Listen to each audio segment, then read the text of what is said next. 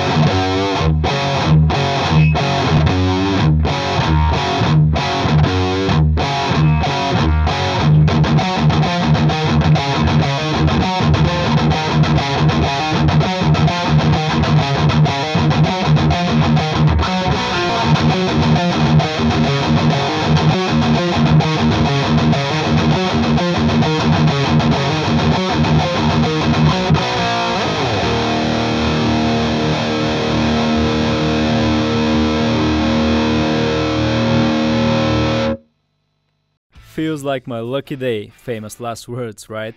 Today I have not one but two Goth Epiphones, the 58 Goth Explorer and the Les Paul Studio Goth. For this video I would like to concentrate on the Goth Explorer, and I'm gonna do a separate video for the Goth Studio Les Paul later on. I'm gonna include some info and comparison between the two, but for now I'm gonna concentrate on this one. I'm extremely excited that I finally got two of those in the same room. I wanted a Goth Epiphone ever since I first saw them back in 2012. These are seriously cool and badass. I mean, who wouldn't want one? Just look at it, an aggressive black Explorer with a blacked out hardware. The pickups on this particular Explorer had been replaced, so I'm gonna comment on them a little bit later. It has mahogany body, mahogany neck, rosewood fingerboard, 22 extra jumbo frets, and the cool 12th fret inlay with Roman numeral. The headstock features the Grover tuners and the Epiphone logo in white. Lock tone bridge and tailpiece, and the typical controls for an Explorer. Look at the back on that thing, black as the night, the neck as well. It is a seriously cool blacked out guitar deserving of the name Goth. Today I'm gonna review it and maybe play it side by side with the Epiphone Studio Les Paul Goth. This one was made back in 2017, it's from the same Goth series, black hardware, blacked out. This one has the stock Alnico Classic pickups, mahogany body, mahogany neck, and this fingerboard is darker. I'm assuming 2017 they used rich light instead of rosewood. And it looks really cool, it fits with the whole Goth thematic, like being darker. Once again, I feel extremely lucky to have those two side by side. They look much better in person, and I'm actually surprised by the quality for the price.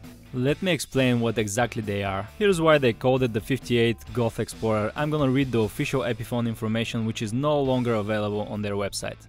The Goth 58 Explorer puts a new twist on a vintage favorite with a pitch black color finish to become the Dark Knight of the Epiphone Goth collection. With its angular asymmetrical body and pointy headstock, the legendary Explorer was light years ahead of its time when it was first introduced back in 1958. In fact, the Explorer was such a radical departure that only 100 of the famed instruments were produced at the legendary Kalamazoo factory. What few originals remain are now highly praised collectibles selling for $500,000. Epiphone brings back the one-of-a-kind legend with a whole new look. The Goth 58 Explorer features a mahogany body using the same dimensions as the original. Now listen to this.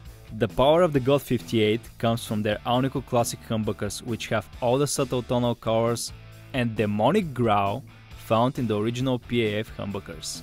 Ooh. Fortunately, even though they are replaced in this guitar, we can hear them in the Les Paul Studio Goth.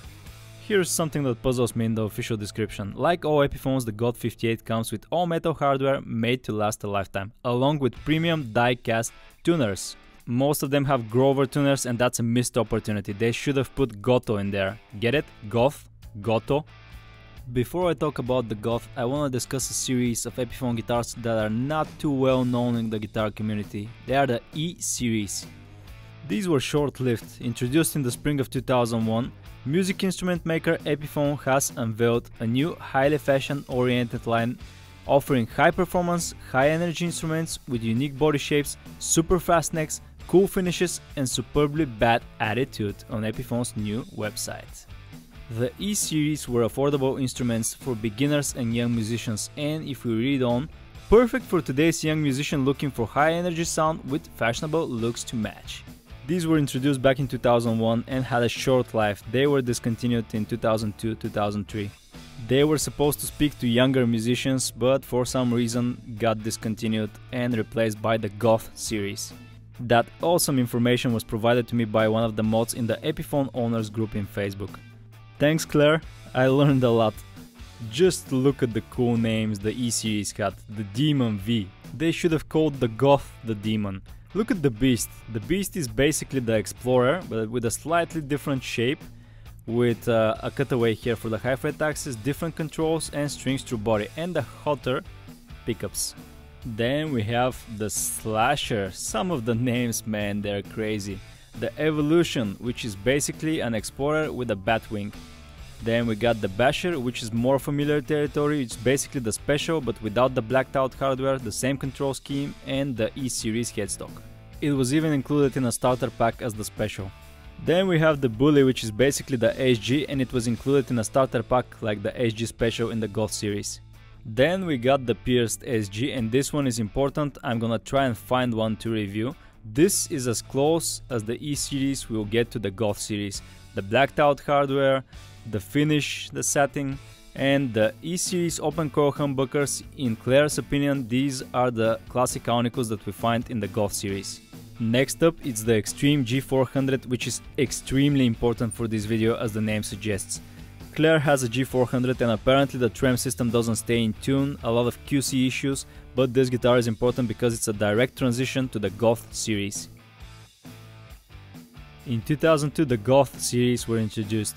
The Epiphone Goth collection is based upon Gibson's successful 2000-2002 Gothic line of guitars. The Epiphone Goth series was introduced in 2002 with certain models still in production today, and by today this website means 2015. The latest model that I've seen is the 2017 Les Paul Studio that I have and I'm gonna review. The models are the Goth Les Paul Special 2, which is a beginner version, a cheap guitar with a simple layout. The E-series version was called the Basher. Then we have the Les Paul Studio, which is a fully glorified Les Paul with a set neck construction, all the controls. I have one of these for a review and I'm gonna do it soon. It even came in a 7-string version. I didn't know about this, but it will be interesting to see. Look at this, 7 tuners on a Les Paul headstock, it's always weird, man. Then there's the G400, which is basically the SG version in the Goth series. We have the Goth SG Special, which is the SG with solid outer body, upgraded pickups and inlays. I'm not a fan of those in the Goth series, it was included in a starter pack as well. And here's the missing link, the Epiphone G400 Extreme that was introduced in 2002 with the E series. After the E series was discontinued, it became part of the Goth series until 2004. You've already seen this one, it's the 1958 Goth Explorer, which apparently has a Floyd Rose tremolo version. I wouldn't want to try one of these on a cheap guitar, but it might be fun, so I will try to look for one. Following the formula of the 58 Explorer, there's the Goth 58 Flying V. Same thing with the shape of the 58V. A couple of basses which are seriously badass, like the Goth Thunderbird 4. Look at this thing, it's absolutely massive and blacked out. Then there's the Goth Extreme Bass. Apparently they liked the shape so much they made it into a bass. That is it for the Goth series, a direct successor to the E series of Epiphone guitars and inspired by Gibson's Gothic. Speaking of Gibson Gothic, I want to show you some of them. Check this cool brochure out. It reads, "For those rare individuals who defy the conventions of society and skirt the traditional, we offer you a Gothic series from Gibson." The Gibson Gothic is a subject for another video that I will hopefully make one day when I find one, especially the Explorer, because they're seriously cool. Blacked out like the Goth Epiphones and a cool portrait of Orville Gibson on the back of the headstock. Here is another missed opportunity. They should have put Edgar Allan Poe's portrait on the back of the Epiphone Goth Explorers. Maybe even call it an Explorer? I'm sorry, please don't unsubscribe. Oh, you're not subscribed? Okay. To sum it all up, the Goth 58 Epiphone Explorer was inspired by the Gibson Gothic Explorers that were introduced in 1999. Being introduced in 2002 and the latest model that I've seen in 2017, this means a 15-year lifespan of the Goth series. Even though there are some changes in the models, especially in the tone woods and the fingerboards, they managed to stay consistent throughout. Man, that thing is seriously cool, even I didn't know the full story. The specs: mahogany body, set neck mahogany, and I'm assuming it's rosewood, could be baked maple, it's 2002. But anyway, Grover tuners on the headstock, the Epiphone logo, 22 extra jumbo frets. These pickups are not the original, they are replaced. These are Fishman Fluence Modern Alnicos and are pretty nice. Bridge volume, neck volume, a push-pull pot for the tone which selects the voicings on the Fishman pickups, and the three-way switch on the pickguard. Pickups out of the way, time to check out the cavities. I see a long neck tenon, which is typical for the Explorer shaped guitars. Both bridge and neck cavities are covered with paint, so I'm not able to see much. I can't complain with the overall quality besides this little rough patch here. This is the cavity for the three-way switch, which continues all the way to the electronics down there. I'm gonna show you on screen the definition of the two voicings that the modern Fishmans have. Voice 1 is modern active and voice 2 is crisp, clear and fluid. These two are gonna be important later on in the video when I demonstrate them. The pickups are obviously not stock, these are replacements Fishman Fluence Modern Alnico that my friend installed. I see he's put the V1 gain pin as well. This reduces the gain of the neck pickup in voice 1 slightly, making it sound like voice 2. Essentially making the neck pickup warmer. This is the bridge pickup, more of the same. Measuring active pickups is never easy, but I see the bridge is at 20k, the neck is at 19, settle down, 1954, and middle position is 9.84. I'm gonna try the different voicings if there is any difference, shouldn't be. Sure enough, nothing changes, shows the same output, it's normal. The bridge and tailpiece are Epiphone lock tone, meaning they lock in place on the struts. They have little notches in the holes, and this is pretty neat because I wanna save the setup on this one. This is the original bridge, Epiphone branded, individual saddles held in place by a single spring. Same goes for the tailpiece, lock tone, held in place by those small flexible plates you see on the sides. Epiphone branded as well, black, and hasn't been top wrapped. The controls are bridge volume, neck volume, master tone, which was also a kill switch, but because it was replaced for the Fishman pickups, now it acts like a voicing selector, a three-way switch on the top of the pickguard. The mahogany body features this beautiful black satin finish, which in time gets glossier when it has most contact with the skin in your hands. You can see some so-called wear near the pots as well. No binding, blacked out, black hardware. This seems pretty goth to me. The Goth features a set neck construction with a mahogany neck and a beautiful rosewood fingerboard. I'm not entirely sure if this is rosewood. Look at the beautiful streak that is going through it. Could be baked maple, but I'm gonna call it rosewood anyway. Look at the gorgeous 12th fret showing 12 in Roman numeral. The frets seem to be in good condition, they are not replaced. Obviously the nut and the pickups are replaced, but for a 10-year-old guitar this thing has been loved and played. Obviously, and I didn't expect it to be in this good condition and to be that good of a guitar. The bone nut is roughly at 43mm or 1.68 inch. The 12th fret is at 53.4mm or 2.10 inches. This is based on a 58 Explorer and it shows the neck is chunky at the first fret, 21.8mm or 0.85 inch. It's even chunkier on the 12th fret, 24.8mm or 0.97 inch. 12-inch radius or 305mm and a 24.75 inch scale length, typical stuff. This is chunky and I mean it. It's far from the 60s style thin C and U necks that I'm used to. It is a chunky D at the 1st and 12th frets. The nut has been replaced with a bone one by Grumchev Guitars, my friend. Personally, I would have put black horn on there, but this is a matter of preference and the owner chose this one. This is the black bell single ply that is covering the truss rod cavity. It's held in place by 3 screws, as most Epiphone bells. I like the Epiphone vertical logo, but it was printed a little bit to the left side. The truss rod cavity has a two-way truss rod in it and it's adjusted by a 4mm Allen wrench. The Explorer style of headstock featuring the Epiphone white logo, black satin finish, the inline 6 Grover tuners. Pretty simple but extremely badass. Not too much going on at the back, just more of the satin finish, no comfort cutaways, and this is the electronics cavity. Even though these are not the stock electronics, I wanted to show you that Fishman pickups and the electronics for them fit pretty well in the cavities of the 58 Goth Explorer. The Fishman electronics are pretty compact compared to the EMGs. Speaking of EMGs, here's some lost footage from an Epiphone Explorer that I had recently, and we installed EMG pickups in it. The electronic cavity on that one is roughly the same size, and as you can see, it fits the EMG electronics even with the motherboard installed in it. I'm gonna take out the battery so you can see, yeah, these are the EMG pods. They fit pretty well and you don't have to put the battery under the pickguard. This is the electronics cover on the Goth, satin in the front, shielding on the back. The output jack features a rectangular black plate, original strap buttons, and this one is placed on the horn, not near the neck joint as most Explorers. Here is the back of the chunky big boy neck. It was initially satin like the body, but from extensive playing for 10 years it turned to gloss. This happens to satin finishes over time. No volute for this chunky boy. Near the headstock we have the QC sticker. This guitar was made in China and inspected in the US later on.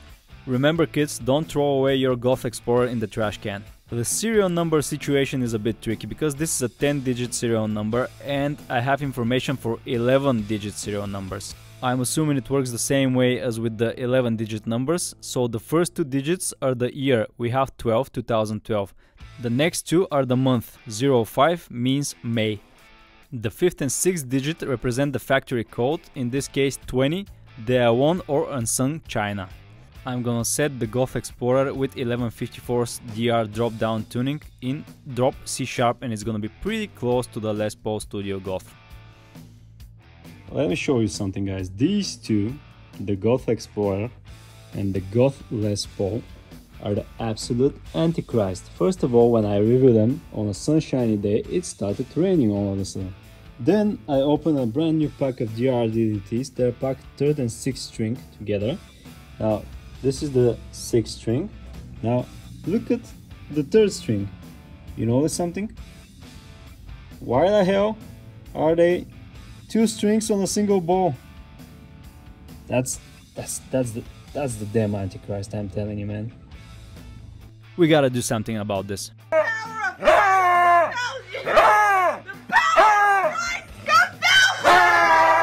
I'm seriously tempted to put those 2 strings as they are on the guitar, but nah. The 58 Goth is pretty light at 3,562 grams or 7.85 pounds. The moment I busted out those two, the Epiphone Goth Explorer and Les Paul, all hell broke loose on a sunshiny day. Should I seek help, guys?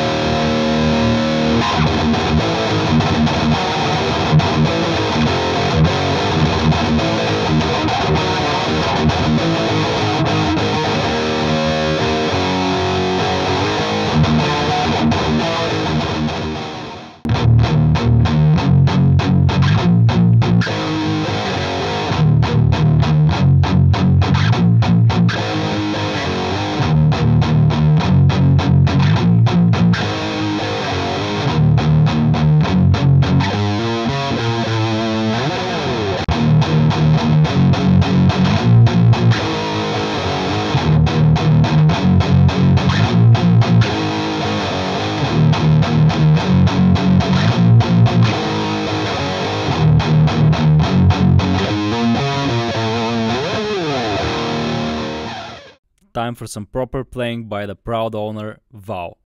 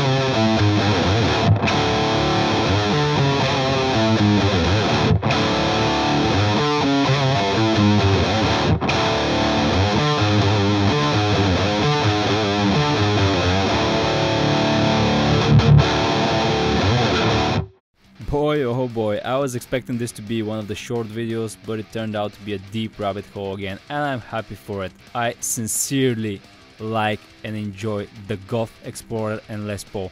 These guitars are amazing, especially consider how cheap they were when they were first introduced, and throughout the years they remained at the $300, $400, $500 price range. This is crazy for a guitar equipped with Grover tuners, with such good pickups, blacked out, with such good looks. This is amazing. For a beginner, this is a no-brainer. I want them. I even want them right now. I would find a good Explorer and get one for myself. I wouldn't even upgrade the pickups. I like the stock ones in the Les Paul. And get this, it is the first time I don't mind satin finish. I think it looks absolutely perfect on the Goth series. I fell in love with these guitars, and I'm extremely happy I had the chance to try them side by side. I wanna give a huge shout out and thanks to Claire from the Epiphone owners group in Facebook. Guitar communities are a powerful thing, and I'm truly thankful for what I learned from you guys on Facebook and other media. Wait, we're not done yet. Here's some footage of Val's first take with the guitar that I've ruined with my recording. I don't have the recorded track, but it's a good chance to hear this guitar in the room. Thank you guys for watching and enjoy.